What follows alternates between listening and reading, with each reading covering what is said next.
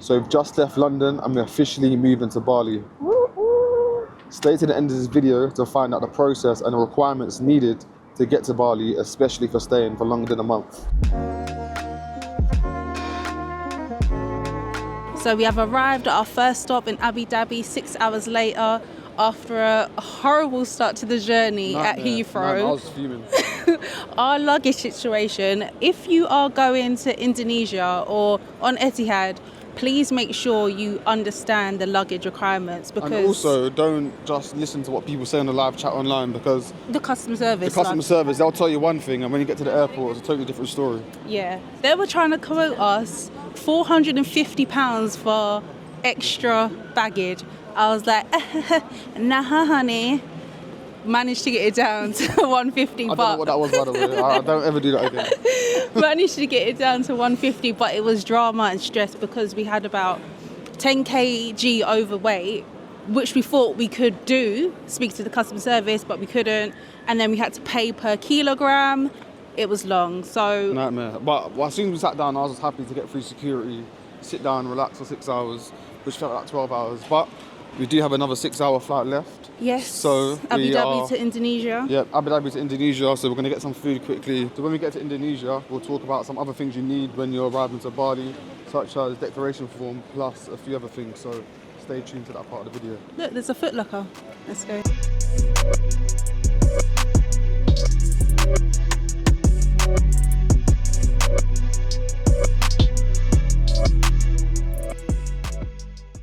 So as you can see by the sweat on my head, it wasn't as smooth as we hoped. No. But we have made it to Indonesia airport with a lot of complications, let's say that. Yeah. But what are some of the important things that you need to make the process more smooth? So definitely do your declaration form online. It's a QR code, fill it out, and then you can just enter it here. Otherwise you have to wait in queues to do it. And if we didn't do the declaration beforehand, we wouldn't have made the flight. We literally made the flight just before the gate closed. Exactly. Because our previous flight got delayed by 2 hours. So luckily we done the declaration beforehand. We didn't have to wait in the queue, which probably would have been another 30-45 minutes. We just went straight through. And as well as the declaration form, you need to have your visa on arrival as well. So we don't need it, but it's better to do it beforehand. You keep talking over me, do you know that, right? Also, another thing that you need to fill out is your visa. This is best to do online beforehand because the queues as well are long in the airport. So if you can do your visa online before, get it done so you don't have to queue up in the airport. And it's a bit cheaper as well online, It's cheaper online as well. And at least it's done.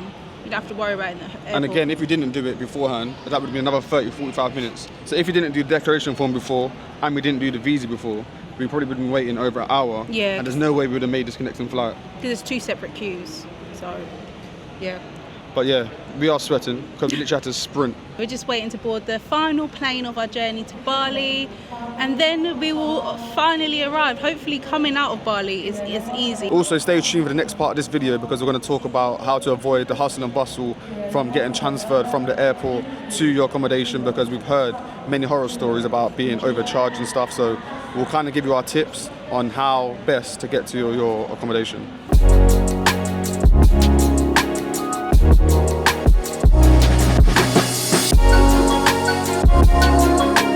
Finally made it to Bali. We're in Bali.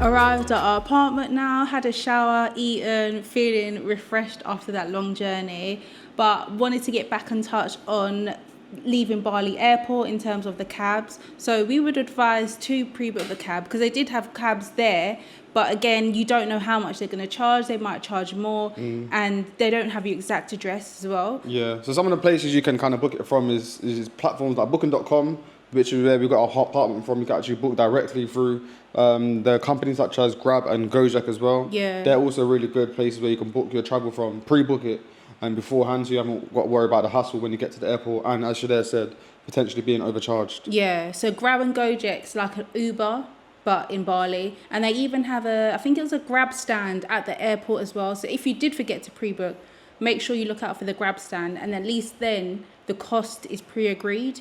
They're not going to just rock up and say it's this amount. It's true, it's true. But yeah, arrived. Shadea's, obviously, as she said, she's fresh. I still need to go and get in the shower. But stay tuned for the next video or the video after, and we'll show you a full tour of the apartment that we're staying for the next month.